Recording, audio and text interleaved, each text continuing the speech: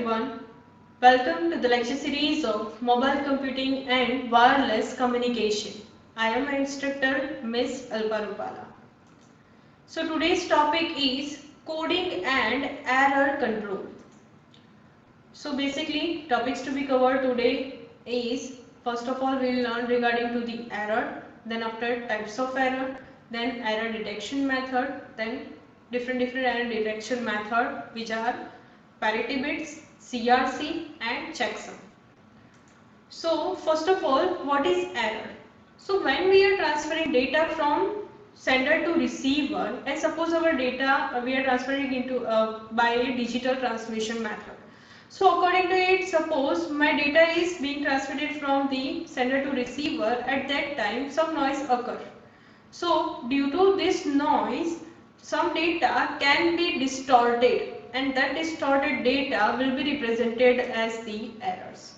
So basically that means if I am talking about the digital transmission and my data is of a digital bits, then the 0 can maybe changes to 1 or the 1 may changes to 0.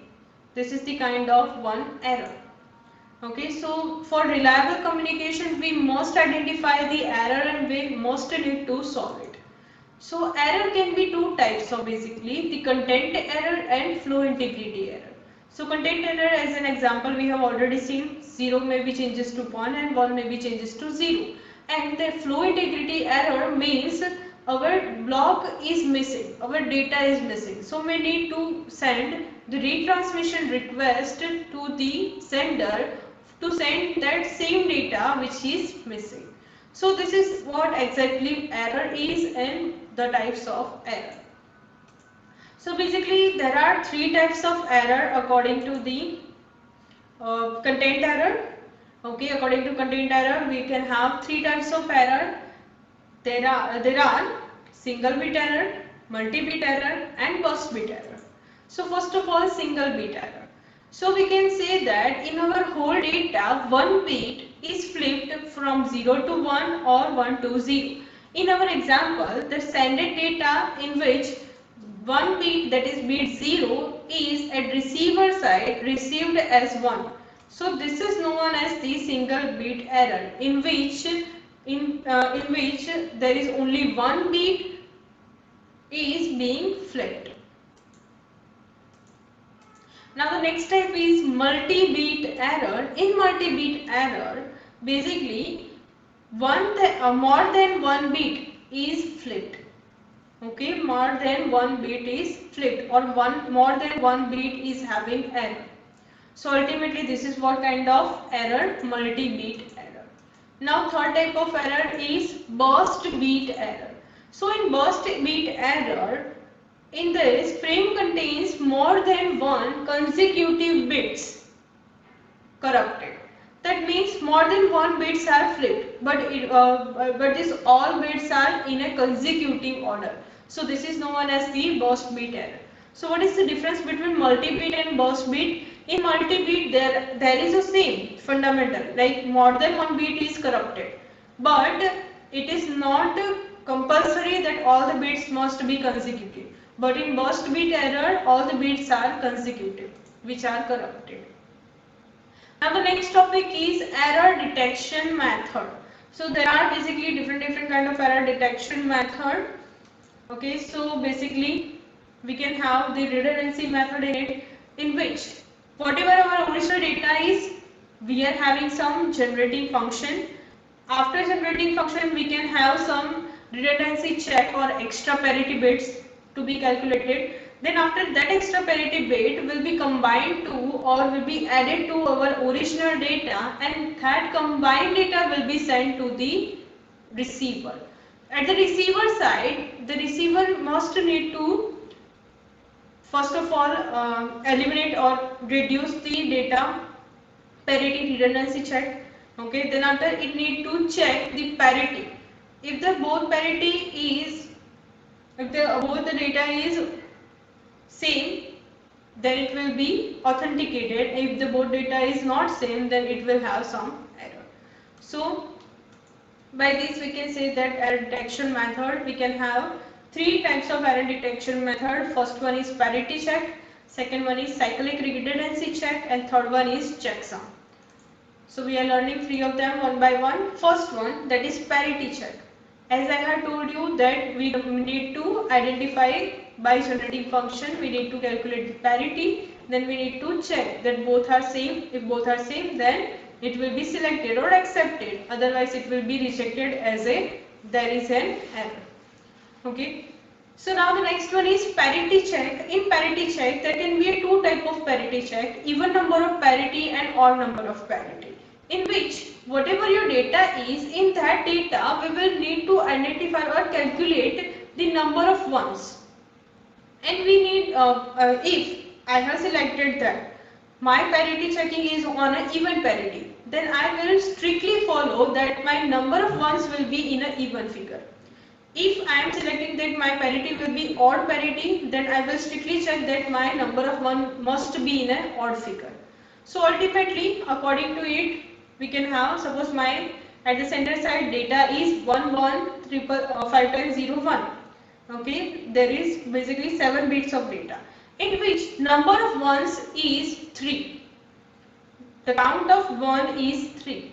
Now suppose we have selected that we are working on an even parity, so we must need to stick to the count of 1 in an even number. So here the count of 1 is what? 3. So we need to do it as a 4. We need to change it as a 4. So we will add extra parity bit 1. So now our number of bit will be 4. Now this data with the appended parity will be sent to the receiver side. Now at the receiver side, again the number of 1 will be calculated, or if the number of 1 is in an even number, then the data will be accepted. If the number of 1 is in an odd number, then the data will be tagged as the error data or corrupted data. So this is the fundamental of parity check. We can again see the whole fundamental in a large data. Likewise, the sender is sending this whole amount of data. Now we are calculating parity bit. Okay. So if there is an odd number of 1, then we will add bit 1. If there is an even number of 1, then we will add bit 0. According to it, our transmitted data with the added parity will be in the form of number of even ones 66444. Okay. So now at the receiver side, at the receiver side, the receiver have received the corrupted data, and this is the data. According to it, again we are about calculating the number of 1, and the number of 1 value is 76544 instead of 66444. So ultimately we can say that two data sequence is having error, which is the first and third. Two data sequence is having error. So at this point everything is okay, but what is the disadvantage of parity check? If two bits are flipped, at that time we cannot detect an error. Okay, if two bits are flipped, then at that time we cannot detect an error. Suppose in parity check, if 3 bits are flipped, then again we can detect an error, but if 4 bits are flipped, we cannot detect an error. Okay, so in even number of bit flip, we cannot detect an error by parity check. Now the next one is CRC. Now CRC is cyclic redundancy check. It is based on a binary division. So ultimately directly we will jump to the example. Okay, before that the data which is of the n bits. Okay, now we are having the divisor which is of the n plus 1 bits. Now according to the divisor we will add number of 0 minus whatever the number of bits is having minus 1 we will add as a 0. Suppose my divisor value is n plus 1, so I will add n number of bits at the end of the data. Now we will divide this whole value by the divisor, and whatever the remainder we will get, that will be the n bits, that will be our CRC code. Now by adding that CRC code to the original data, we will transmit the data, and at the receiver side we will do the same fundamental. Okay, we will do with the same divisor. We will divide the data, and whatever reminder, if we are getting the reminder all 0, then there is no error. But if we are getting some another value, then then it is having error. So by example, suppose at the center side we are having, suppose, data value as 1000100, and our divisor is 1101. So number of bits in a divisor is 4. So we need to add 30 at the end of your data at the time of division. So 100, then after 3 zeros, as our divisor is having 4 number of bits, so we need to add 3 bits of 0. So after dividing, what we are getting as a reminder, 001. Okay, after dividing we are getting as a reminder 001.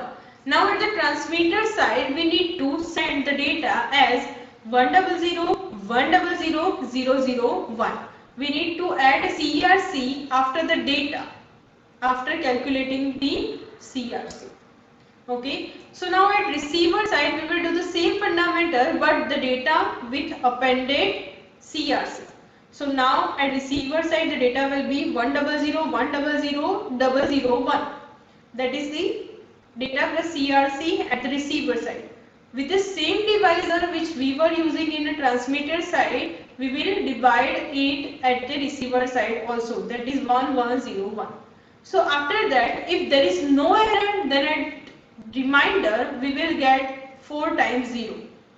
Okay, but if there is an error in any of the bit, then it will have some another value, so that we need to discard that data. So the next method is checksum. So the checksum method is very different, like it is not like a previous method, because both the method is having one disadvantage of added extra parity bits. So it will increase your bandwidth and it will have some delay in your transmission.